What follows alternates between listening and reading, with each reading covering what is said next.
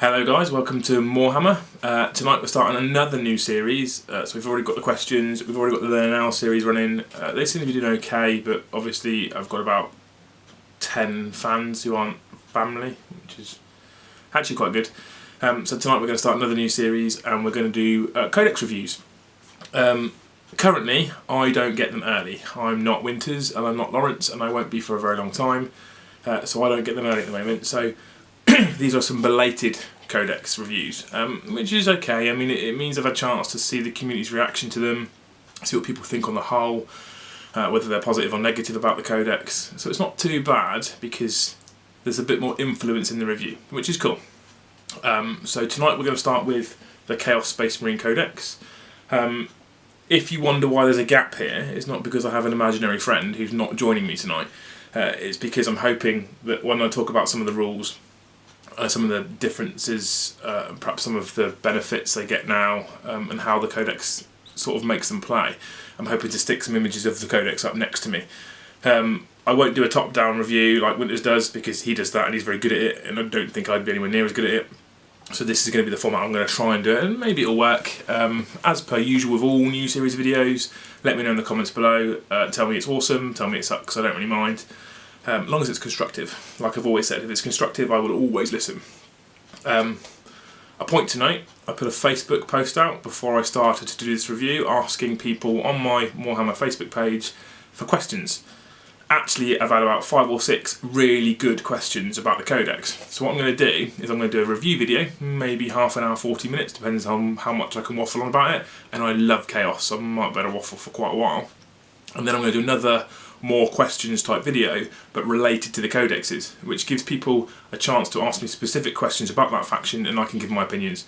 You might disagree, you might not even want to hear them, which means you don't have to listen to me waffle on about my opinions in this one, although I'll tell you how I think the army plays and stuff. It won't be related to those specific questions. So next what I'll do is I will answer those questions in another video and you can head on over and have a look at that. If you want to, obviously. You don't have to. Please do. Please. I'm putting so much effort in. Anyway, like I said, tonight's the first one, and tonight we're going to do Chaos Space Marines. For me, very excited about this Codex. The very first model I was ever given back at the age of about 11 years old, many decades ago, was by my nan, and it was the Metal Bloodthirster. She used to work in a charity shop, and loads of models got donated, sort of half-finished boxes of stuff. So my brother got a Blood Angels Death Company squad with about 7 minis in, and I got the Bloodthirster box, and to my surprise, all the parts were in there. So my very first ever model was a Khorne Bloodthirster, and that's where the love started. I've always loved Chaos, however in 7th and 6th arguably, they have been pretty pants. Aside from perhaps Helldrake spam to a point, I don't think they've been very competitive at all. Started to pick up towards the end of 7th with the Traitor Legions book. So happy about the Traitor Legions book and the fact that they've now got kind of like their own version of chapter tactics, the way I think it should have always been. I think back in 3rd or 4th edition they had Traitor Legions. They took that away, I don't know why, because that's part of the individuality of Chaos and part of their sort of identity is Traitor Legions. So that book came out, I'm very happy with that. Then they brought out the new Tzeentch release. I've got a load of those models. I'm hoping to paint them up. It's taking me a while because I'm not very good. But they are gorgeous models. Obviously the Primarch came back and they've all started to get better. The Tzeentch models back in 7th were still very expensive, but it was going some way to improving Chaos's reputation. Again, later on in 7th they released the Khorne Demonkin book. For me, as a predominantly Khorne fan, that was incredible. It wasn't as good as I would have liked it to have been, but it wasn't bad. It was good enough. It made them arguably competitive. And in fact, I went to a tournament up in Norwich, and the bloke that won with a Khorne Demonkin list, which for me was impressive and made me come away and instantly start writing Khorne Demonkin lists again and pull out all those old dusty models with terrible paint jobs that I'm working my way through, stripping them down and painting them up. Currently, I'm working on, you can't see them, currently I'm working on a Khorne Chaos Space Marine army that I'm hoping to take at the end of September to Winters and play him on his channel. Look out for it, I might get it finished in time. Winters, I'm not promising anything. What I really want to do is take a Khorne list with Magnus and some sorcerers from Tzeentch. However, Winters fans like fluff, and that's not really that fluffy. So I might not do that. I might just take Khorne. It depends on how much I get painted and what he agrees to. Anyway, that's me waffling on about Chaos and how much I love Chaos, how much I've loved Khorne and Khorne Demonkin, so maybe I'll be a bit Khorne biased. We're going to touch on the Death Guard, and we'll touch on the Thousand Sons in this, but we'll just touch them because I know they're going to get their own codexes. Predominantly what I'm going to do is cover some of the units I think that are good in this book, some of the units that I think are poor. We're going to cover the Legion traits and the Legion rules. We'll cover the Warlord traits, psychic powers, some of the relics, and get a feel for how I think perhaps some lists might work. I don't know. Like I said, I'm very biased towards World Eaters, so for me it's get forward and charge, that's all I want to do. But I'll try and cover some of the other stuff. Like I said in the questions video, someone's asked me very specifically about Alpha Legion, so I'm going to try and talk about Alpha Legion. Actually got some really cool rules, quite happy with those. To be honest, there's only one Legion I think that's got terrible rules, and that's Iron Warriors. In an edition where cover doesn't matter anymore, they get to ignore cover, and in an edition where so far I've not seen anyone take any buildings, they get to do extra damage to buildings. Well done, GW, that was a great one. Considering that Iron Warriors, they're all about demon engines and stuff like that, you thought they could have done something like that. Not complaining, the book's good. A lot of Chaos players are complaining, I'm quite happy with it. Anyway, we'll dive right in. We're going to go through some of the units. There's been a massive points decrease across the board, really, since the index has come out, and I can list the units off for you roughly and the sort of points that they've dropped. And then, yeah, we'll go from there. Right, so diving into the book, in the future I may try and do some fluff-based videos, because I love fluff, I love 40k lore, I love the stories. Haven't read anywhere near as much as I would like to, because I have a very short attention span, and when I could be doing it, making videos for you guys, or painting, or perhaps spending time with the wife and kids, it means the fluff does take a back seat. Codexes I do tend to read. I've started to read the Horus Heresy. It's a very slow time for me, a very slow process for me, sorry, to read the Horus Heresy series, because there's many books. I've got through about 3 or 4 of them. Cracking series. I just have a very short attention span. So we're going to talk about fluff perhaps in a different series of videos, because I know there are people out there that love the fluff. However, this much of that book is fluff, and I'm not going to bore you with all the fluff so far. Safe to say, the fluff is great. The artwork is, as you would expect, phenomenal. The heavy metal pages look good. Predominantly, as well, you probably noticed from 7th edition codexes there was artwork of Marines to show you colour schemes. Very two-dimensional. Didn't look like a lot of effort went into them. These, with a bit of shading, are now brilliant. I think they're great. I'll put a couple of images up of those types of artwork just so you can see. But the artwork in the book on the whole is amazing. And as you would expect with 8th edition, they've moved the timeline along a little bit and give you a little bit more background and story and fluff, and a little bit more as to what's going on in present day. Excellent, can't argue with that. It's about time they start pushing the story. I'm really happy with it. So what we'll do is this video, we're going to try and cover the rules of this book. So obviously Chaos, like every other faction, they work on a keyword system, and predominantly for Chaos Space Marines, the main important keyword is the Legion keyword at the end. So a lot of units just have the little brackets and Legion. Some of them, Khan, for example, has his own specific Legion already inputted, as in Wild Eaters, or Huron Blackheart, he has his own Legion, Red Corsairs, etc. So they can't be changed, everyone else has got the Legion keyword. When you take a Chaos Space Marine detachment, you pick your Legion. So it can be a named Legion, of which we have a few, or you can make up your own Legion, because that's what GW love for you to do, they love for you to make up your own fluff. In which case, in all instances you have Legion with bracket, it replaces that keyword. That's important for benefits and buffs. So certain characters will allow you to reroll a 1, or reroll this, or reroll that, for all models with the brackets Legion keyword. So they have to have that same Legion. It means that if you take Khan in a Legion that you've built, whereby you have, I don't know, taken the, let's say, Alpha Legion for everything else, Khan says he allows World Eaters within an inch to reroll failed to hits. Obviously your Alpha Legion aren't going to get that. I'm sure I don't need to tell you, but just in case people are wondering. So the Legion keyword is a big thing. They also have Marks of Chaos. Marks of Chaos confuse me in this book. I love Marks of Chaos. I loved Marks of Chaos in 7th edition because they did something. Currently, I don't think they do anything. Maybe I'm wrong. You get something out of the mark keywords in some of the stratagems. They'll say a Khorne infantry or biker unit, or a Tzeentch infantry unit.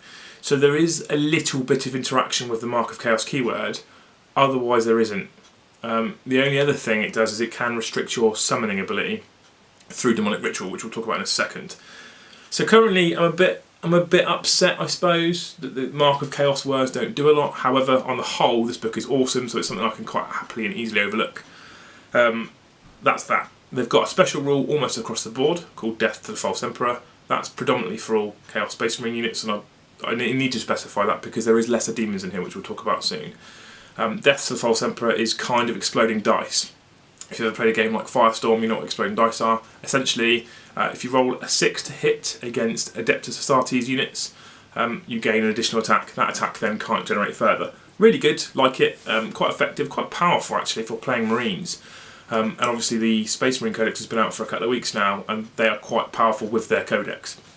So that's a little bit of a buff and a little bit of a help. Finally, we've got the Demonic Ritual special ability. Really like this.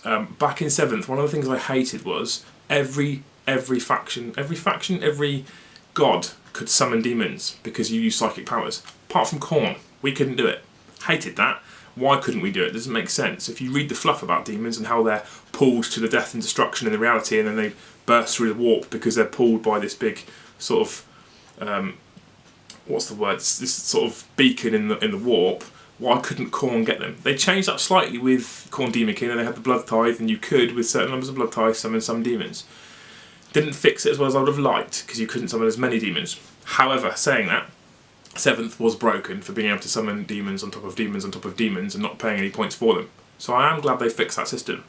Demonic Ritual ability now states that you pick a Chaos character. So it could be Khan, it could be a Dark Apostle, it could be a Sorcerer. You then roll 3d6 and you add your total. The total of those 3d6 is the power level, and you can summon any unit with a Demonic Ritual ability for that power level or below. Excellent roll. There is a downside, slight downside potentially. If you roll a double, you suffer a mortal wound. If you roll a triple, I think it's D3 mortal wounds? Yeah, D3 mortal wounds. So obviously there is the risk there of rolling a double or a triple, and you can suffer mortal wounds. However, if you've already got the score you want, you could use a command point to reroll one of the dice and save yourself mortal wounds, perhaps. I don't know, it's up to you. Obviously in 8th edition, if you're playing match play, which mostly I play at the moment, you have to have points reserved for that. So my current list I'm working towards has got 140 points set aside that I don't spend on units for 20 Bloodletters. Bloodletters I'm currently painting. That means that I can then summon Bloodletters. 20 Bloodletters is 8 points. Power level points, thank you. See, my imaginary friend does help me. And what that means is if I roll 8 or higher on 3 dice, I can summon 20 Bloodletters within 12 inches of that character as long as they're more than 9 inches away of the enemy. That's true of anything. I think it's great. Basic troops are about 4 power level, so that's quite easy to summon. A Bloodthirster, 17 power level. So you need 2 6s and a 5 in your dice out of 3 dice to bring a Bloodthirster in. So you can do it. But 1, it's highly unlikely, and 2, you will suffer a mortal wound to do it. Which I like, because it's a greater demon. They shouldn't be easy to just bring greater demons to the board. So I love that rule. I'm really happy with that. Then we move on to the units. Once I've skimmed through some of the units, I'll talk about points costs, because points costs are quite important in this. I sat earlier and had the index and the codex and went through all the points costs. And I've got a sheet of paper, because there are that many drops. I wouldn't remember it on my own otherwise. So, head of the sort of table is Abaddon, as you'd expect. Absolute beast, aura abilities, really cool model. Really cool unit. Model lets it down. That's my problem. If there was a plastic Abaddon released now, I'd be all over it. Not that he fits my worldie, it's just because I like Abaddon, I like his background and his story. So we've got Abaddon. We've got Fabius Bile, he still has his Enhanced Warriors type rule. And we've got Khan, Lucius, Cypher, The Fallen, Huron Blackheart, Demon Prince, etc. You know the normal HQ choices. What we've done is we've lost, obviously in the Codex, models that don't have, or units that don't have models. We've lost Chaos Lords on bikes, Chaos Lords on Juggernauts, etc. A point to note, GW have said that if you have modelled these yourself, you are welcome to use the index entry to be able to still field this unit. So just because they're not in the Codex doesn't mean they're gone, but because they don't make a model for it, they're not in the Codex. We have Sorcerers, etc. Dark Apostles. However, there is a brand new choice in the HQ section, which I'm quite excited about for my corner. An Exalted Champion. For a mere 70 points, you can take an Exalted Champion. He has a normal character type stat line, 4 wounds, etc. He has a Death to the False Emperor special rule. However, he's got 2 cool rules. For the Dark Gods, which is cool, you can reroll failed to hit rolls if you're targeting a character. That's quite cool. I plan to give him the Black Mace. I really like that rule just because it's something a bit extra. More importantly, you have Aspire to Glory. Friendly Legion units, Legion keyword, within 6 inches get to reroll failed to wounds. So there you have, for me personally, with Khan allowing friendly Wild Eaters to reroll failed to hits, and this one to allow friendly Legion reroll failed to wounds, a kind of Gullyman type bubble there for that one unit to reroll failed to hits and to wounds, which with Berserkers, which are now disgusting I think, that's really cool. I like that. So as a new unit, it's really, really cool. They're advertising it as the Vrash Soul unit, if you ever remember that guy with the axe and the little dagger thing. But I'm going to take the sort of chosen sergeant back from the old, I can't remember the name of the box, it was that long ago. You know, the one with the mace. Because the Black Mace replaces a Power. We'll talk about relics later. And finally, the Warpsmith. Warpsmith has a massive points reduction, which I'll cover. Okay, so we've done HQ, we'll move on to troops. Troops is quite interesting for a couple of reasons.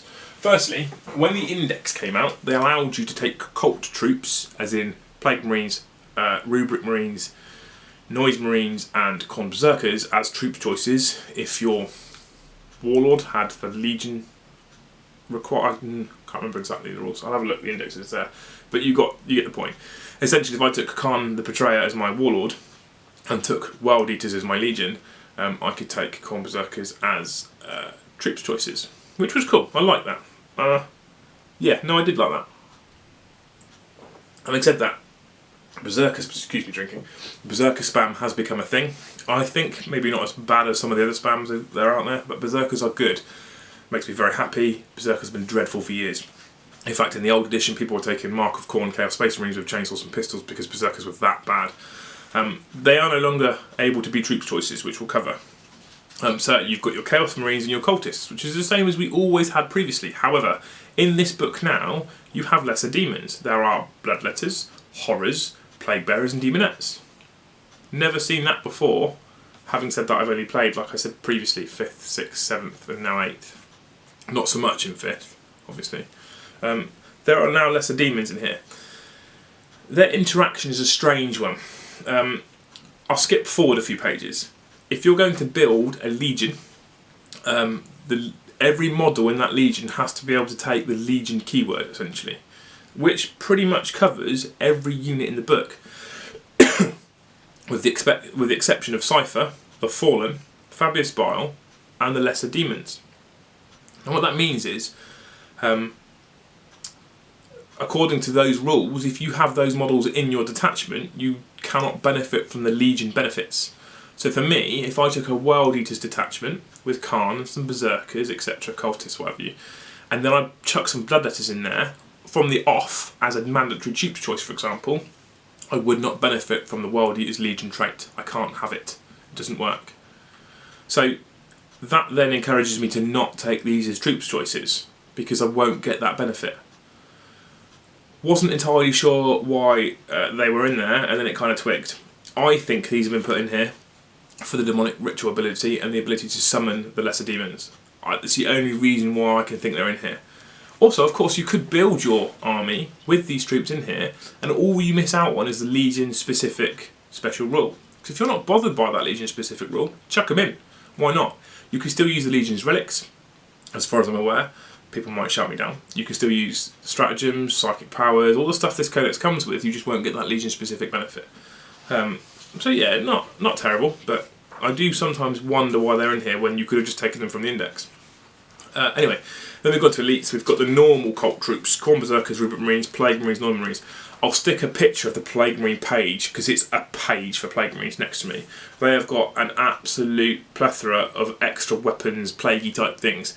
It's a little glimpse into the future and what we might expect from the Plague Marines Codex. I say Plague Marines Codex, the Death Guard Codex, which is really quite exciting. Because the Death Guard looks good, and if you've seen my Instagram page and my Facebook page, there's been an image of Mortarion out. You might have seen it on Warhammer TV. Looks gorgeous. The first image wasn't sold on. The paint job looked a bit poor. Then they released this video with a darkened down, what I would call a more Nurgle type theme. What a model that looks like it's going to be. So very excited by that. And the Death Shroud Terminators in that model, in that video as well, look like that'd be quite cool. So yeah, I'll show you the Plague Marine picture. You can have a quick glance through it. Pause it if you want to have a look. I didn't say that, that's up to you. And then we go on to Chosen, Mutilators, Terminators, Possessors, some normal stuff. And to be perfectly honest with you, throughout this book, as I thumb through it, there isn't really anything else in here that you're not used to seeing from Chaos Codex. There's no new units, which made me a little bit sad, because I would have liked to have seen some new models. Actually, I would have rather seen new models more than new units, to be fair, because some of them are quite dated and I think they could do with an update. So yeah, nothing massively exciting here. Fast attack is the same old. Raptors, Warp Talons and Spawn. Heavies, we've got Havocs, Obliterators, Land Raiders, Forge Fiends, Defilers, Mauler Fiends, etc. And then we move on to Vindicators, Predators, we've got a Rhino. So it's the same old. Stuff you've seen in the index, the rules and stats haven't really changed. It's pretty much the same. However, I'll put this book down for 1 second. What has changed since the index is points values. Now I did a little bit of homework because I like to give you good information, and I had a look through the points. Wow, a lot of it's changed. So I've worked out points per model, the difference between the Chaos Codex and the Chaos Index, and I'll read through them because I think it's important. Bikers are 6 points cheaper, Cultists are a point cheaper. It doesn't sound like a lot, but across a squad of 10, that's obviously 10 points. Lords dropped in points if he's in Terminator armour, Preds dropped in points, Vindicators dropped by 25 points, a Defiler 64 points. The most shocking one for me so far, a Khorne Lord of Skulls has dropped by 100 points. I was already excited in the index that they dropped it from that stupid 888 points that was no need for it to ever have, just because it was supposedly Khorne's number. They've dropped it by a further 100 points, which means for me now, it competes with Chaos Renegade Knights for that Lord of War slot, because that's quite a beast for 100 points less. It's 300 something points down now. Mauler Fiends have taken a few points cuts, Noise Marines, Mutilators, Plague Marines, Warp Smiths dropped by a mighty 33 points. They're just 45 points each now. That's quite important for a Warp Fiend if you're going to run a mech type list. Abaddon's dropped 13 points. Khan, who I think is awesome in this edition and was awesome at 173 points, he's now dropped by 13 down to 160. And that's your models, your units that have dropped. Weapons wise, not so many, but I'm not complaining. Baleflamers are half from 60 to 30.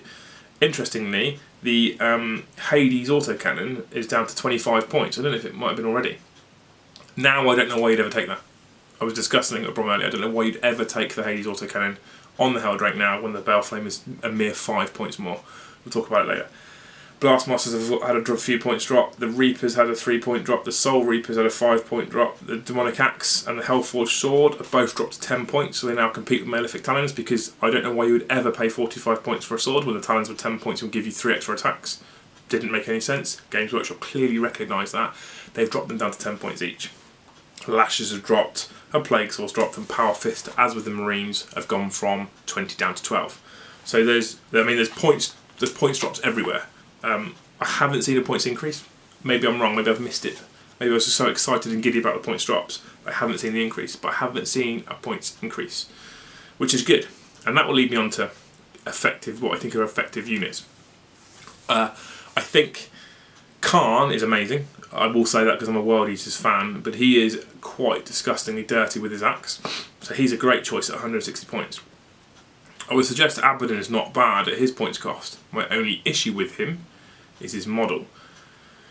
And I don't play Black Legion. His model's a bit horrific, so I wouldn't take that. Moving through, Warp Smiths at 45 points, as we've mentioned, are now very, very good. Exalted Champions at 70 points for what they do with reroll failed to wounds in the fight phase, mind. I didn't cover that earlier, but in the fight phase, I think they're very, very good.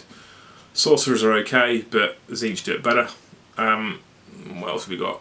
The other named characters I'm not blown away by, they're not bad, but I don't think they're great. Obviously in this book we've got no Araman, we've got no Magnus, we've got no Typhus, because they're going to get their own codexes, so we don't see those at the moment.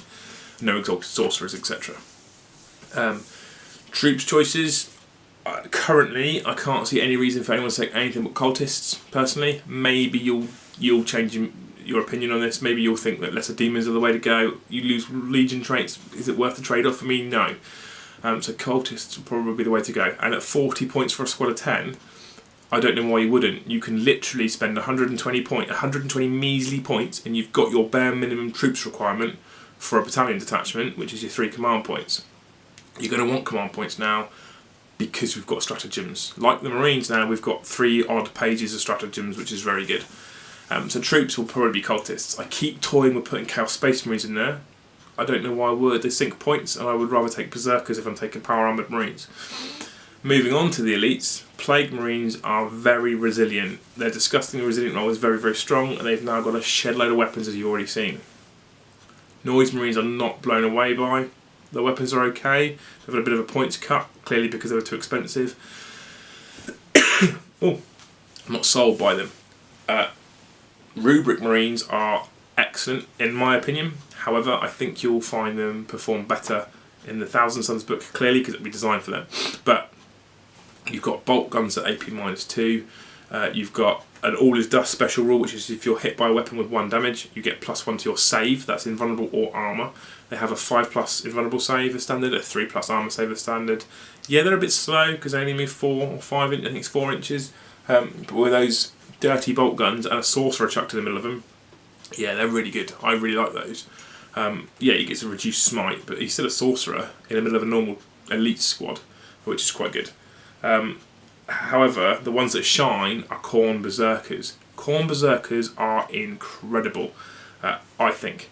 There is a way where you can load them up. Take a squad of 10 Berserkers, they have 2 attacks each, you've got 20 attacks. You give them all chainswords, you get +1 attack if you fight with your chainsword, that's 30 attacks.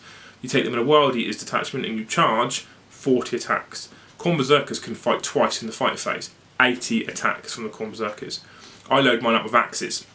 So half of those attacks, because I have to use 1 attack to get the chainsaw benefit, are chainsaw attacks. The other half of those attacks are chain axe attacks. Chain axe attacks are +1 strength and AP -1. That makes them strength 6 troops, AP -1, with half of those attacks that I've just told you about. You can also use a stratagem to make them attack again if you really want to. I don't think they need to. They are carnage, and with Kharn in support, and now the new Exalted Champion unit, hordes I don't think will be a problem. You just cut through them every phase if you really want to. They've obliterated everything I've pointed them out so far. Really, really rate Khorne Berserkers. I'm not sold on Chosen still, personally. I don't think there's much of a place for them apart from perhaps in fluff. And Mutilators are still pretty poor. They have the same number of attacks as Obliterators. Yes, slightly better weapons with their random mutilated weapon things they've got, but it is random. They move 4 inches. You've got a melee unit that moves 4 inches. I mean, what? So you deep strike them in because you can, 9 inches away, and you say you fail your charge. 9-inch charge, it's quite conceivable you're going to fail it. Well, actually, it's an over 9-inch charge. My issue then is, anything that you're dropped in front of to charge, well, they're going to keep out your way, because they'll move 6 inches away perhaps, and you'll move 4 inches closer. So you're always playing catch up with them. I don't like it. I don't like Mutilators. Personal preference. Hellbrutes, excellent I think now. Cheaper. Dreadnoughts got a massive buff in this edition across the board, and Hellbrute's kind of a Dreadnought.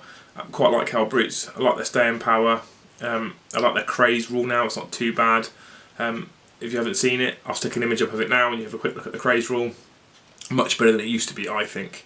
Hellbrutes are quite a decent unit for an elite's choice now. I think you'll probably see more of them. Fast attack wise, we've got... hang on a minute, my time has stopped. Fast attack wise now, Raptors, quite cheap, very good. Like Raptors, quite happy with those. Spawn, amazingly good. Spawn were good in the old edition as tie-up units and fast units. I think they're even better now. They have a -2 AP weapon. They have, I think, a strength 5 base, D6 attacks, which sounds bad, but you roll high and it's decent. And then they've got a random mutation table, which I'll show you. And you can have AP -4. You can have an additional 2 attacks. I mean, they're amazing, I think now, and they're only 33 points, so they're quite cheap to run. I mean, you could take 3 single spawn and a HQ in an outrider detachment, and you're gaining command points for that. That's 99 points for your spawn and your cheap HQ. Warpsmith, for example, for 45 points. So for 130 points, you've got 3 very effective fast units, a HQ that can sit there repairing your vehicles, and an additional command point. Why not? I mean, I think it's an excellent use of it. Maybe I'm wrong, but you could take a couple of those, load up on spawn, get your 2 cheap HQs to repair vehicles, if you want to take vehicles, and then you can move on and use your 2 command points and watch people cry. Amazing. However, then there's Warp Talons. Now, I really wanted warp talons to be good because I like warp talons and I like the fluff behind warp talons. And for me, I think they fit the Khorne type of aesthetic. However, I've used them a couple of times and they've underwhelmed massively. Warp Flame Strike makes them better. Warp Flame Strike, I'll show it. Deep Strike, I say Deep Strike, it's not necessarily called Deep Strike anymore. Arrive via kind of Deep Strike, 9 inches away from the enemy, and you choose to charge on that turn. They can't fire Overwatch. Excellent. You essentially get a free go at charging. The problem is, as I've found, if you fail that charge, they become very, very squishy. The other issue is they are a unit designed purely for melee and nothing else, with a pair of lightning claws, with 1 attack base. I mean, what? All they have to do is have 2 attacks base and they'd be a lot more viable. They do get an additional attack from having 2 lightning claws, so they have got 2, but I think that should go up to 3. Then they're viable units for everybody. World Eat is even more so, because on the charge you get 4. Amazing. 4 lightning claw attacks. There is a way of doing it with a psychic power, called Diabolic Strength. But as per usual, Khorne don't get psychic powers, so I can't use Diabolic Strength, really. Unless I build a cheese-based list. I'm not doing that, Winters, honest. But otherwise, yeah, I'm not sold on them as a fast attack choice because of their low number of attacks and they're still really squishy. Every time I've dropped them in and failed the charge, gone. I played Noel's Tau, dropped them in, failed the charge, and then he obliterated them off the board. And we know now that in 8th edition, Tower Pants, I say that, he beat me. It wasn't on camera, it doesn't count. So we move into the heavies, and heavy support wise, Vindicators, still not sold on. Massive Pie Plate of Death in the old edition was really good. D3 shots now, not too great. Predators with autocannons, amazing. I want to take in my Thousand Suns list 3 Predators with 3 autocannons, just for kill shot as a stratagem. No side sponsons. You've got a strength 7 2d3 or heavy 2d3 weapon that does 3 damage flat every time. Really, really like that. Really like that. So Predators I think are excellent. And then we're going to come on to my gripe. Demon Engines. Mauler Fiends, actually not too bad. Don't perform for me at the moment. I think I'm just cursed with them. I love the fluff behind Mauler Fiends. I really want them to work. And with Lasher Tendrils, they're quite good. Bit of a points reduction as well. So I'm quite happy with them.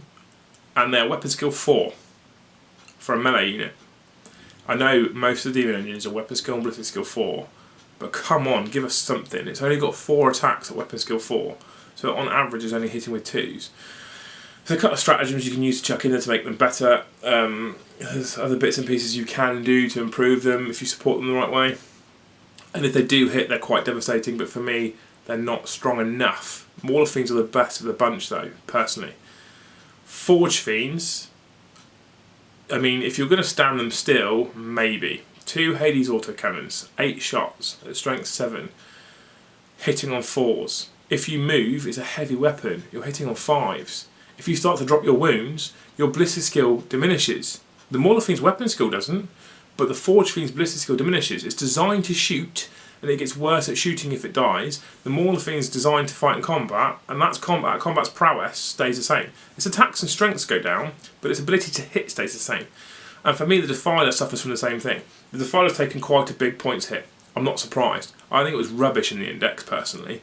If you moved it, you're hitting on 5s with all its weapons. And you probably do want to move it because its claws are pretty good, so you want to get it into combat. So I'm not surprised that they've taken a points reduction because I don't think people were taking them. And every time I've seen them taken, they've been awful. They don't do anything. So I'm not too surprised. I won't be fielding one. I just don't think they're good enough, personally. And then we move on to the Land Raider. Now, for me, obviously there's Havocs. Havocs are always a stalwart, always pretty strong, arguably better now because -1 to hit when you move is better than snap firing. Quite like Havocs. But the Land Raider I've taken in pretty much every game I've played so far, and what a unit that's been. Maybe once it suffered. Perhaps once I think it didn't do quite so well. Every other game I've played it in, it's been near enough one of my men of the match, women of the match. I don't gender specify. But yeah, 2 twin assault, 2 twin last cannons and a twin heavy bolter on a box under Land Raider is expensive. It comes in at 350 plus points. What a unit that is now. It survives like it should, lasts like it should. I get Khan in there, I'm now putting my Exalted Champion in there, and my 8 Berserkers in there. Of course there's 8. It's fluffy. Put all them in the Land Raider, push it forward, and 9 times out of 10 that does not pop on turn 1. Really, really happy with the Land Raider now. Really, really tough unit. Don't mind paying the extra points because it survives. Just checking my time. Move on to the Khorne Lord of Skulls. 100 points less. He's 300 and something points base, and then you add his weapons in. I think he's a beast now. An absolute beast. His weapon skill, ballistic skill 3, and they don't degrade.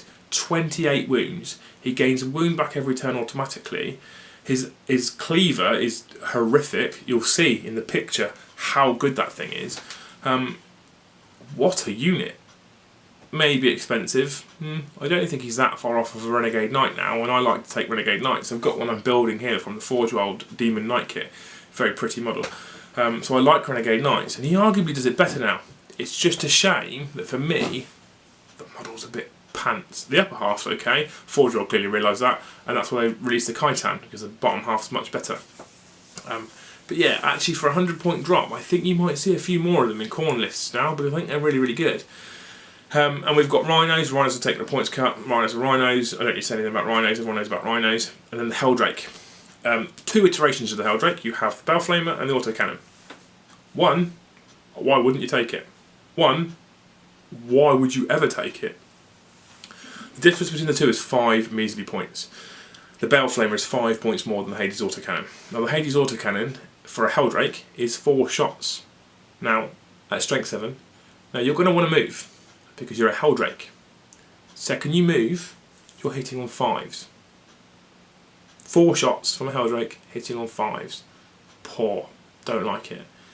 Baleflamer. D6 auto hits. Strength 6 instead of strength 7, but 2 damage apiece at -2 AP. For 5 points more. I'm not sure what GW were thinking with their pointing of these. Previously it was arguably relatively accurate. The Baleflamer was a lot more points than the Hades Autocannon, and I think rightly so, because I think it's a much better choice. Now, I just don't think there's a contest. I think you always take the Baleflamer, no matter what. In the old iteration of 40k, in 7th edition, you used to take the Hades Autocannon and Helldrake potentially to shoot other flyers. But, I mean, Flamers auto hit flyers currently in 8th, so again, that's not a reason. Always take the Flamer.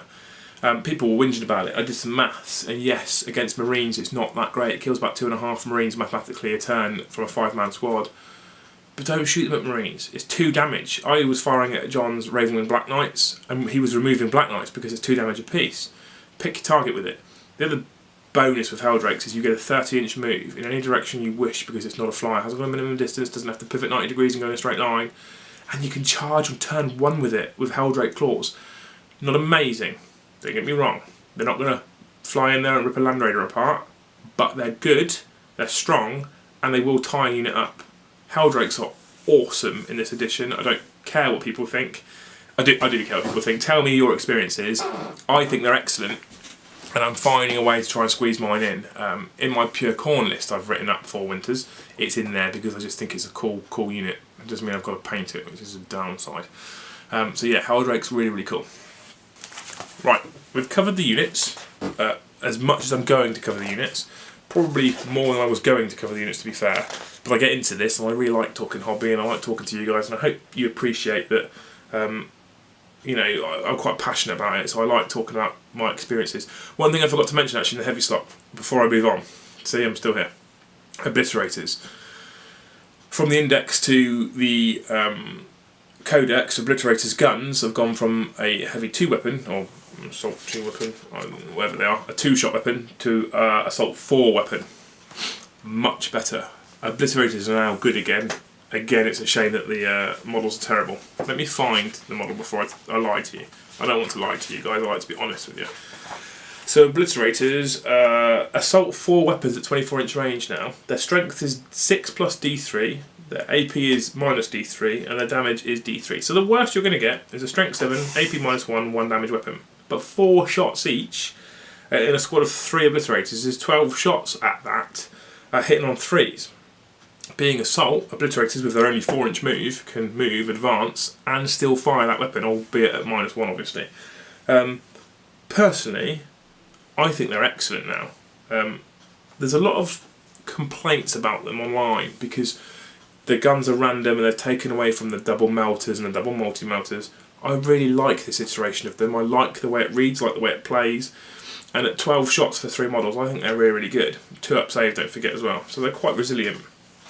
So I quite like obliterators for a heavy choice. But currently my only heavy selection is perhaps a Mauler Fiend and a Land Raider.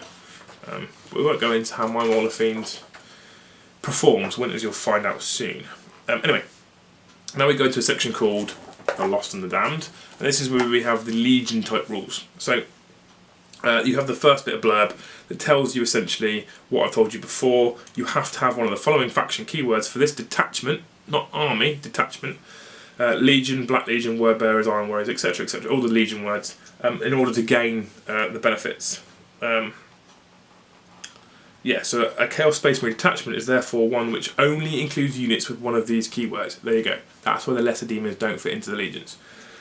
They gain the following abilities. They have Legion traits, Despoilers of the Galaxy, and there's a Shadowy Allies type little bit which I'll tell you about in a minute. So, Despoilers of the Galaxy, I won't read it because I don't need to. Objective secured for your troops. That's all it is. So obviously in 8th edition, when you're controlling an objective or within 3 inches of the centre of that objective, the player with the most models within 3 inches of the centre of that objective holds that objective. Until the Marine deck's dropped and they gain objective secured for their troops choices in the detachment that is formed up from those from this sort of section of the book, this chapter tactics type section. Chaos have got it. Amazing. I'm well happy with that because we didn't have that in 7th. And that actually, I'll bring a little aside, before I talk about the Legion traits, which is what I'm about to go on to. I don't understand some Chaos players. I'm going to go out on a limb here. So in 7th, we had a Chaos book which was rubbish, really.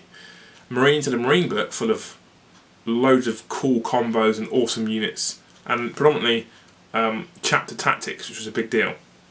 Now, we never had chapter tactics, and Chaos players whinged and whinged and whinged that they had chapter tactics and we didn't have any Legion rules. In 8th, I know they sort of fixed up the Trait Legions book. In 8th edition, we have Legion traits straight away in the first Codex. Some of them are a mirror from the Space Marine book. Right? So, we've got Legion traits. I don't know what people are whinging about. We never had this stuff before. Now we've got them. If they mirror, they mirror. Oh well, I don't really mind. Some of them are quite fluffy. Like I said, there's one or two that...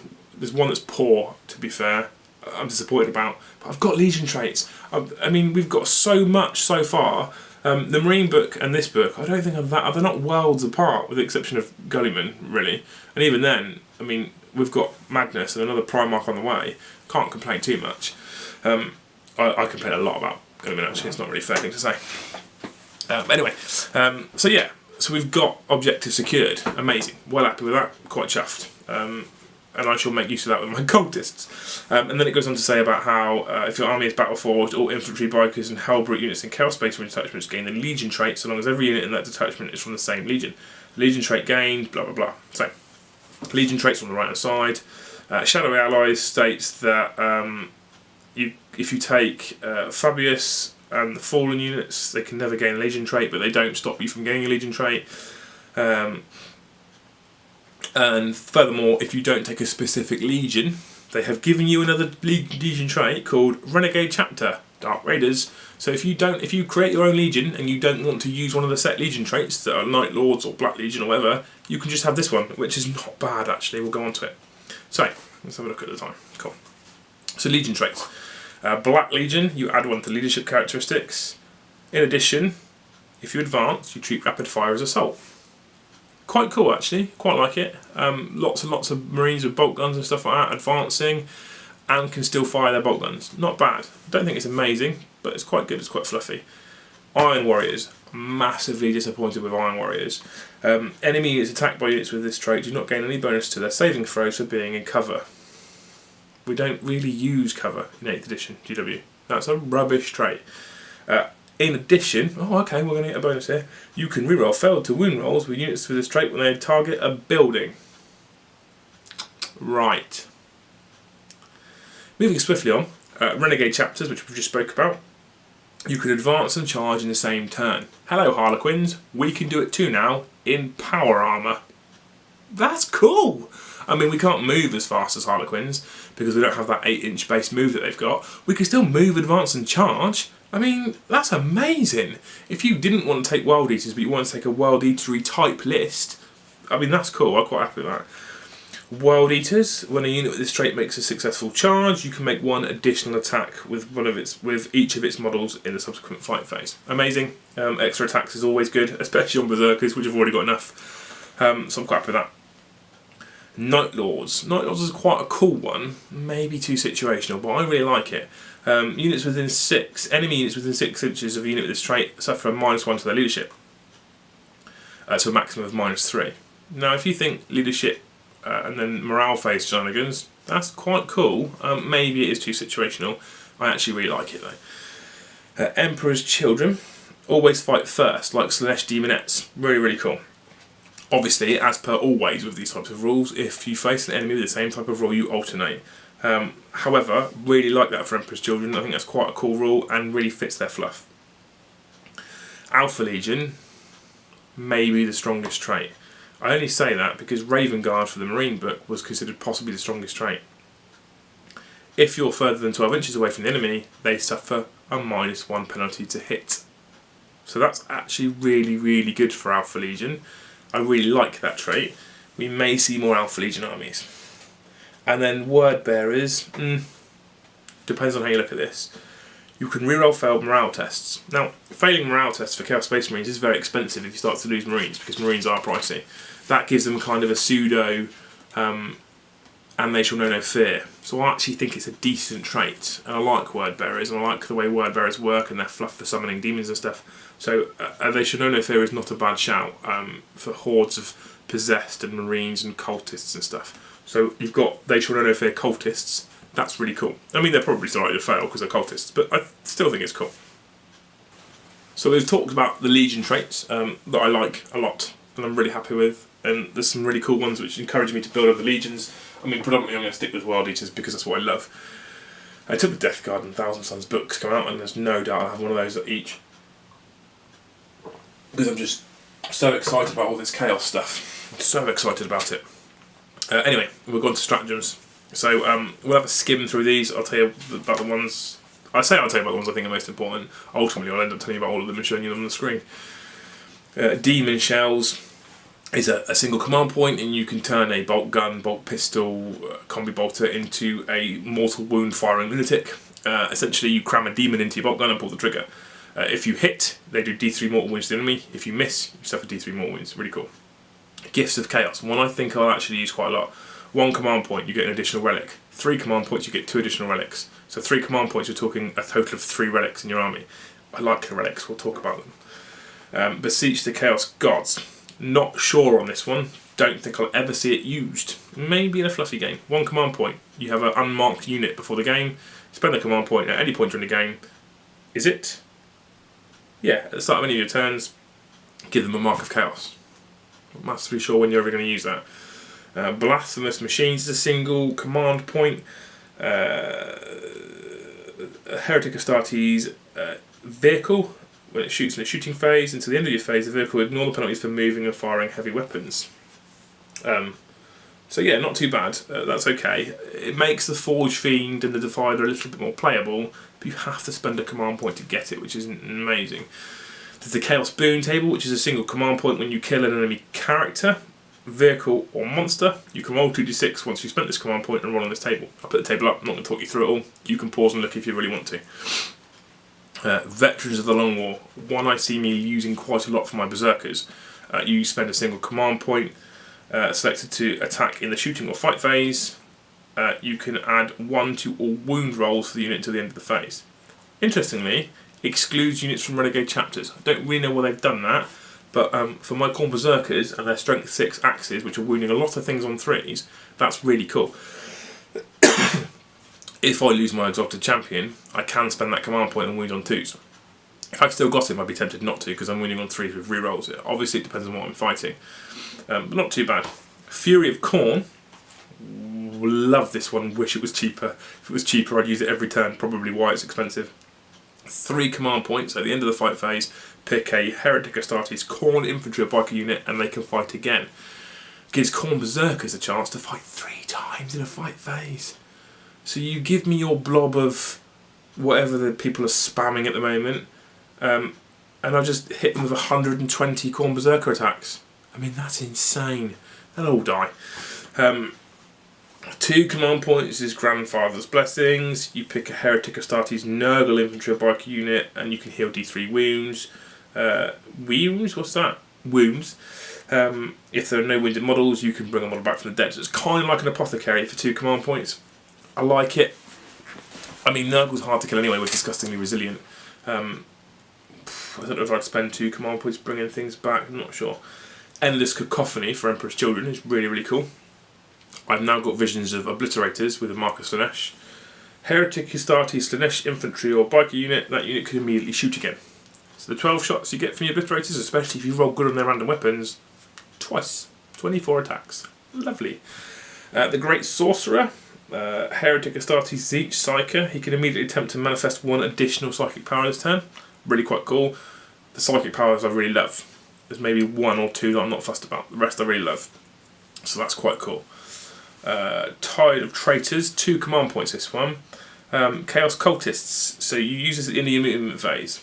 I like this a lot. 10 Cultists. Opponent kills it down to 2. Spend 2 command points. Remove it from the battlefield. You can then set it up again, wholly within 6 inches of the edge of the battlefield and more than... Oh, actually that's not as great. Oh no, it is. Okay, I almost didn't read the full rule to you then, which is my own fault. Should never interrupt myself.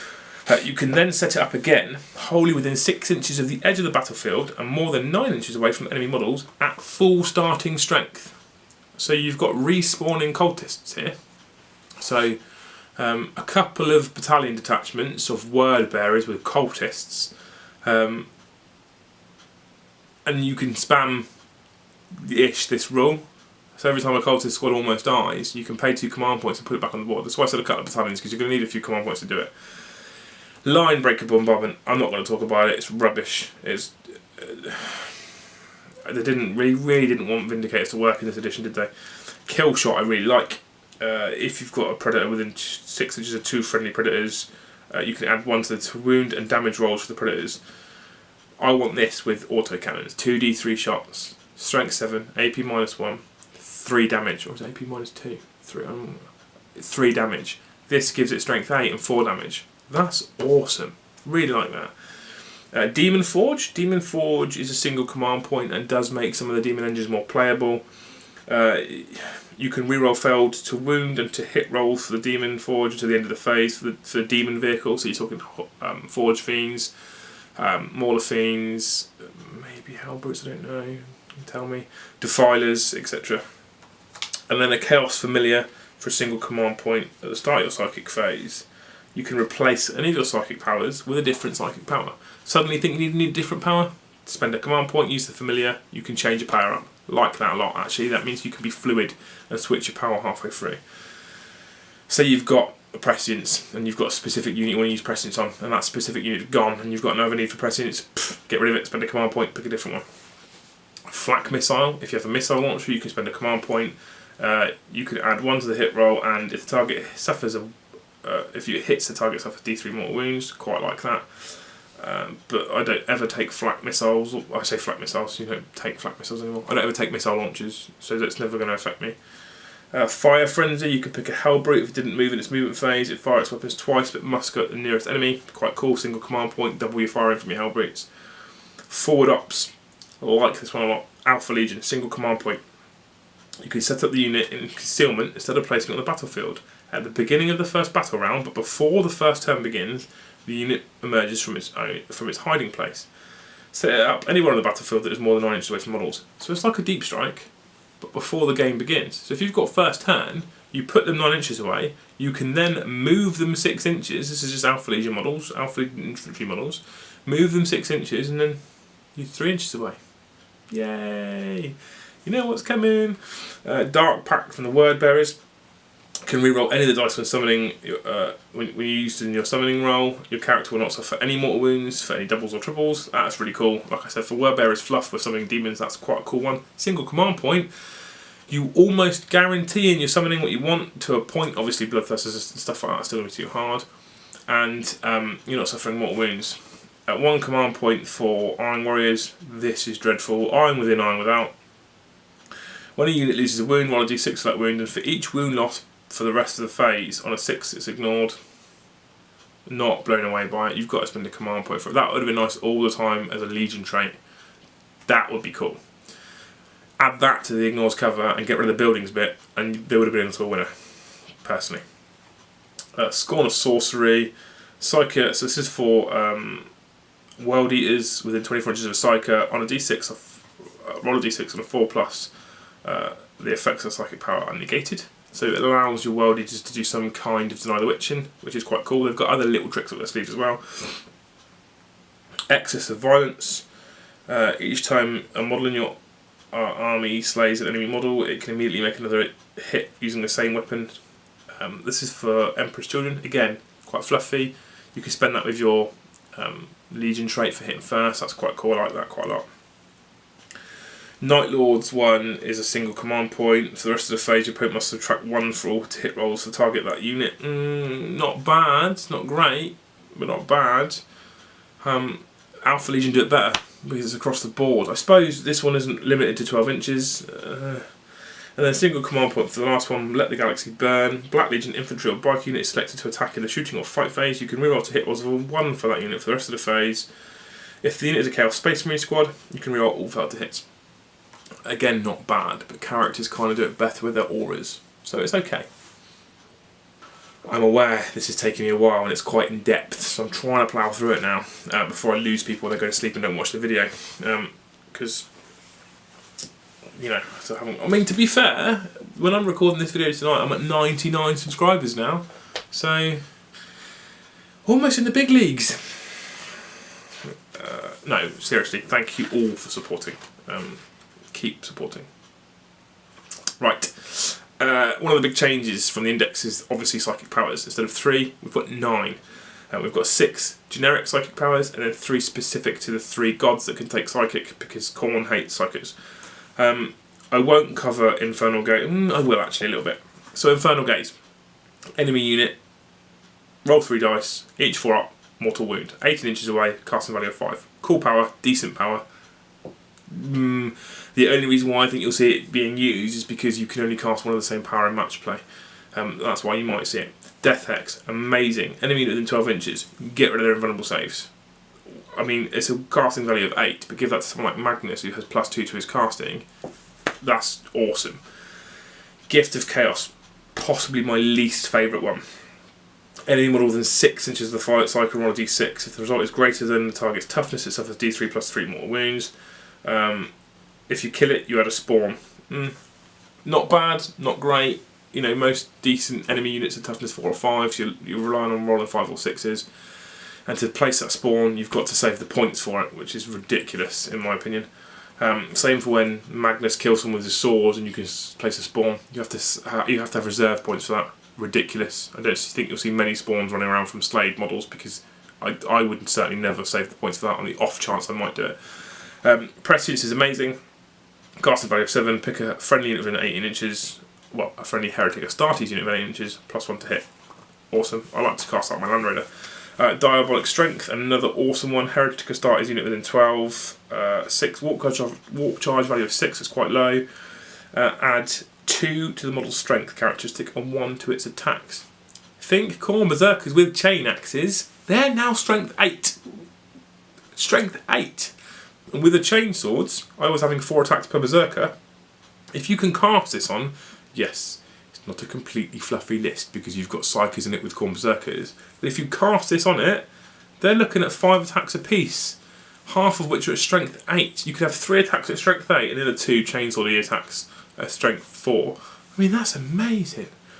Warp Time, one of my favourites at 6 inches. It's got a range of 3 inches, but I think it's gone down since the index. My favourite one for Magnus, this one. Cast it on himself, double move. Magnus has got a 32-inch move in the movement phase and psychic phase, and then is making a first turn charge.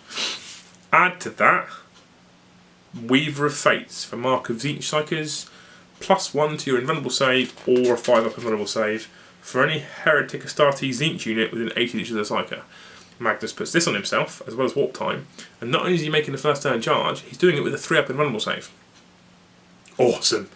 Miasma, you could Diabolic Strength himself as well, couldn't he? Wow, he can power himself right up. Master of Pestilence for Nurgle Psykers is a warp charge value of 6. 18 inches of the Psyker, you must subtract 1 for all to hit rolls made to that target. We've seen that a lot, but like I said, again, Alpha Legion do it better. And the Slanesh one is essentially a 5-up Feel No Pain for a friendly unit within 18 inches.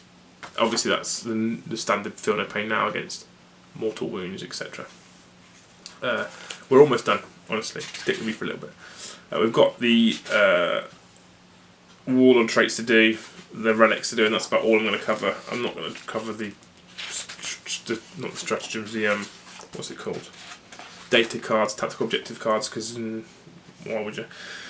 So obviously artifacts are a big change in 8th edition now. You don't pay for artifacts as such, you just get them for free. Certain artifacts will tell you need to replace a certain weapon, in which case you will have needed to pay for that weapon in the first place, and then you can take the artifact. I like a lot of these, it's quite hard to pick. Talisman of Burning Blood, I instantly want to chuck on a Khorne Demon Prince. He can advance and charge in the same turn. Furthermore, the bearer can reroll failed charge rolls for free on a Khorne Demon Prince. Yes please. Eye of Zinch, add 1 to the psychic test when attempting to manifest Smite. Pretty good, guaranteeing it. Intoxicating Elixir, add 1 to the bearer's strength and attacks for Slanesh. Yeah, I like that, that's cool. Pus Cleaver for Nurgle replaces a power sword, becomes AP -2 and D3 damage. Wounds on a 2+ unless it's a vehicle, in which case it rolls as normal. That's really cool. It's kind of like a Flesh Baney sword. We like that. We like that quite a lot. Then we move on to some of the old named weapons. So we've got the Axe of Blind Fury for a Khorne model with a power axe. He gets an Axe of Blind Fury, which is a +3 strength, -3 AP, D3 damage, and it works like Khan the Betrayer's Axe. Any roll of a 1, it's a friendly model. Black Mace replaces a Power Maul. Love this one. +3 strength, -2 AP, 2 damage apiece. A D6 every time you kill someone. On a 6, there's another mortal wound for that unit. Like that. Probably going to put that on my Exalted Champion just because I like it. And the Murder Sword is pretty dirty, I think. You have to replace the Power Sword, +1 strength, -4 AP, 1 damage.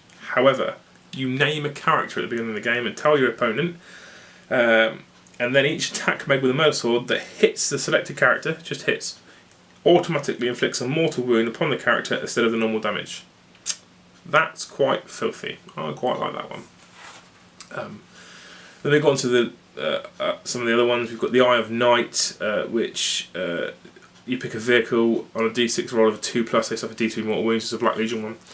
The Cursed Crows is Word Bearers. It replaces a Power Maul, +2 strength, -2 AP, 3 damage as opposed to the Black Mace's 2. You reroll failed to wound rolls when you're targeting Imperium. Like that one quite a lot. Flesh Metal Exoskeleton, about the only good thing the Iron Warrior's got. It gives him a 2+ armour save, and he can heal 1 wound every turn. Brass Collar of Borgaster, yeah, maybe people will correct me, is a Wild Eaters one. You can attempt to deny the Witch with it, and if you're successful, they automatically suffer perils. Like that one a lot. Blade of Terror is a Alpha Legion one. Sorry, Blade of the Hydra. How awful of me to not read that one correctly. Alpha Legion 1 replaces a Chainsword, which is quite nice because Chainswords are free. +1 strength, -2 AP, 2 damage. Each time the bearer fights, it makes an initial D3 attacks, so that's quite nice. Claws of Black Hunter for Night Lords, essentially a pair of lightning claws with +1 strength, -3 AP, and D3 damage. And you can reroll wounds and increase attacks characteristic to 1, which is standard for all lightning claws. It's not amazing. And Bliss Giver is an Emperor's Children bolt pistol, which I was surprised that I thought would be a sword for Emperor's Children. Assault D6 pistol, -1 AP, strength user, damage 1. You can target enemies within 1, blah blah blah. If the enemy character model is wounded by Blissgiver but not slain, roll a D6 at the end of the phase. On a 6, they suffer D3 mortal wounds. Not bad at all. Really good bunch of relics. I quite like the Murder Sword, I quite like the Black Mace, I quite like the Talisman of Burning Blood, I like the Brass Collar.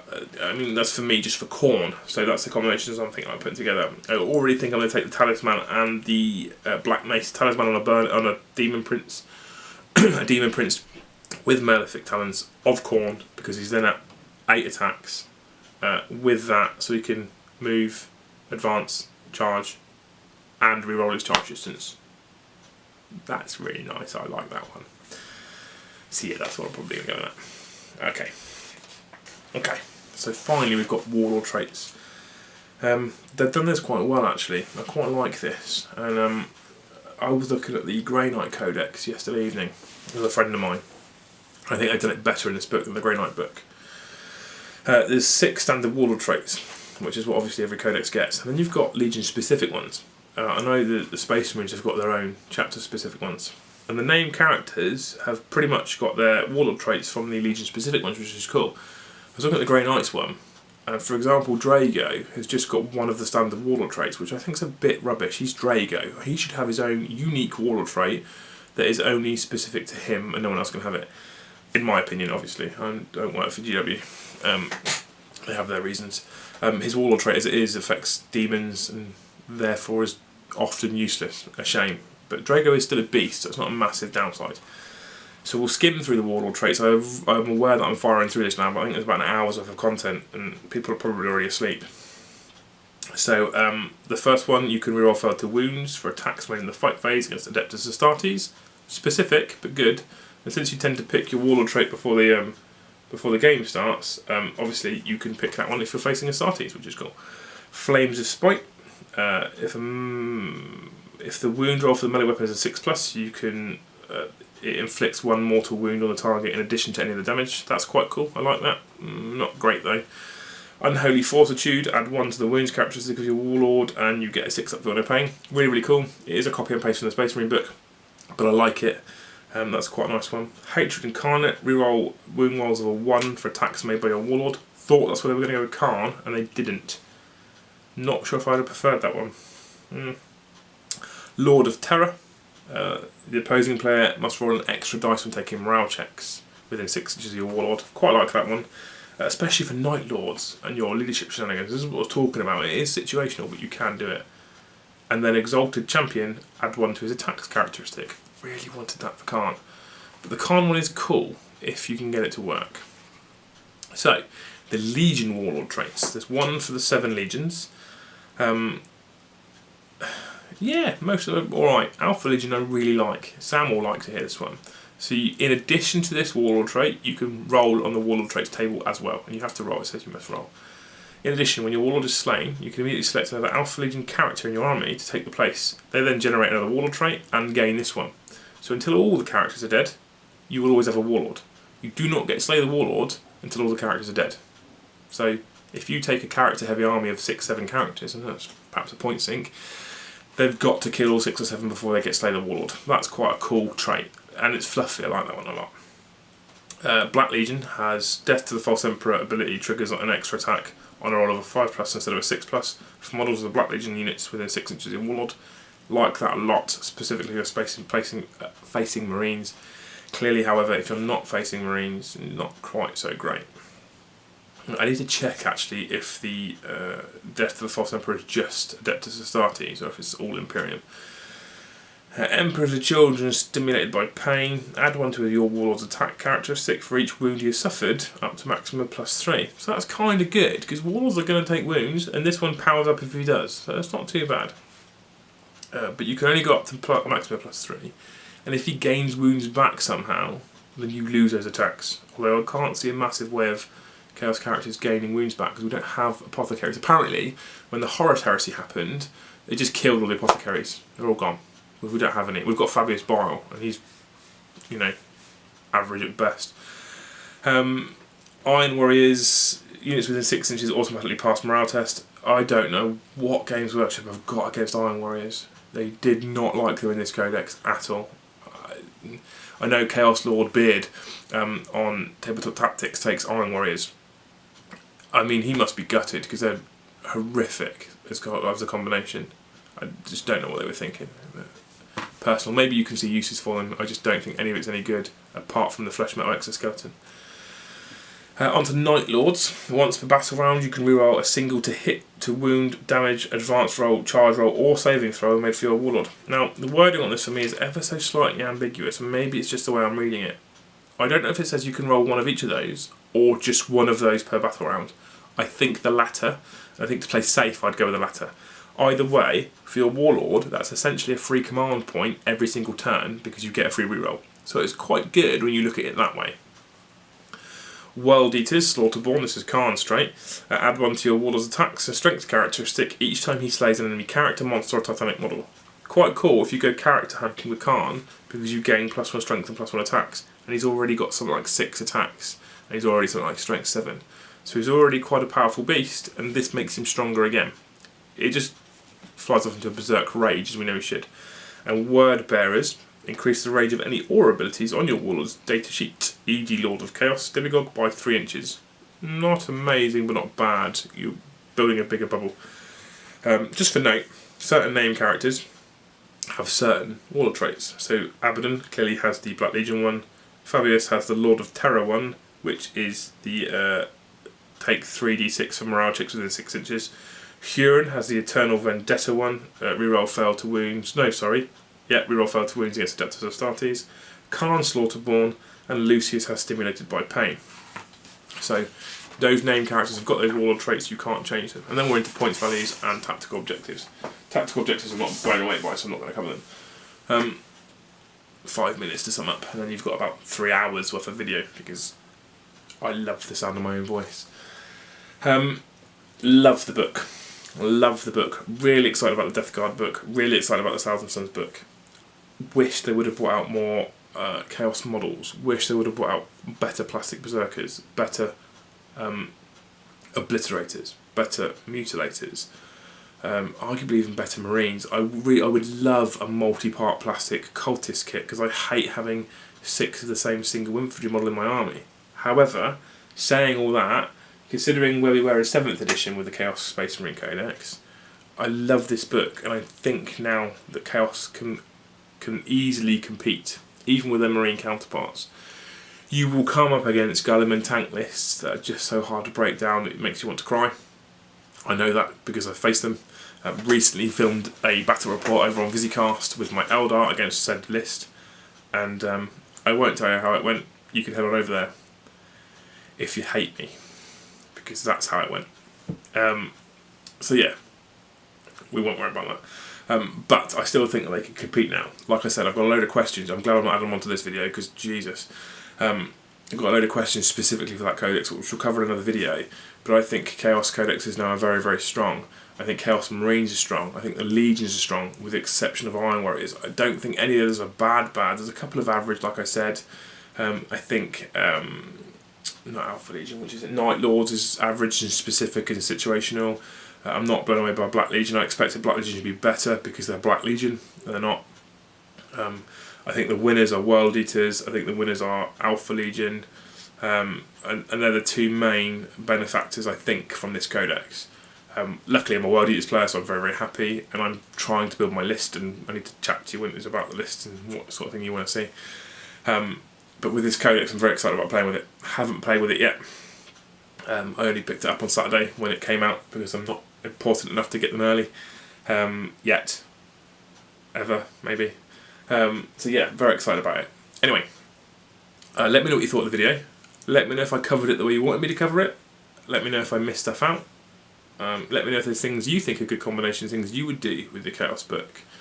And let me know if you think it was rubbish, because that's important. I don't want to keep kicking out rubbish videos for no one to watch them. There's no point. So I hope you've really enjoyed the video. I hope you like me skimming through it and tell you some of my thoughts about some of the units. I know I'm very Khorne biased. A lot of the other videos I'll do, I don't think I'll be quite so biased, because I don't collect one of the armies. So I apologise if it's been a bit too Khorne heavy, this. But I'm just so excited about where World Eaters are. I think Khorne in the last edition really suffered. An edition that was essentially designed for shooting only. They were poor And like I said, even when you were taking Melee Marines in Chaos books, you weren't taking Khorne Berserkers, you're taking Chaos Space Marines. So I'm so happy that World Eaters are so much stronger now, and I've dusted all my old models off and I've started to put paint. I mean, they're a mess, they need a lot of work, but I'm starting to put paint to them now.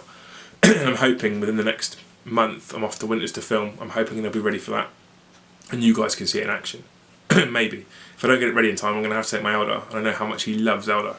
But I refuse to take non-painted to Winters' channel because, you know, it's Winters' channel and I won't let him down. Anyway, I hope you've enjoyed the video. Like I say, whilst I talk about Winters, I urge you and I implore you to go over to Winters' channel, head on over to Winters On Demand and subscribe to that. For a measly £3, I think it's £2.99 a month, you get a load more content from Winters. More battle reports, narrative videos, behind the scenes videos. He does some awesome stuff. I love his stuff, and he's been a massive supporter of this channel already, even as small as it is. So please go on over, head on over there and subscribe to his channel. Pay him that money because he deserves it, and it means he can kick out even more awesome stuff. You'll see me with him soon. Anyway, thanks very much for watching. Please check out our other videos. Like, comment, and more importantly subscribe. Subs have gone up quite a lot actually over the weekend. We're at nearly 100. Not a massive number for most people, but big for me, and I really appreciate the support. I've been, to be honest, Moorhammer. Check out our other videos like I've said, and I will see you in the next one. Thank you very much.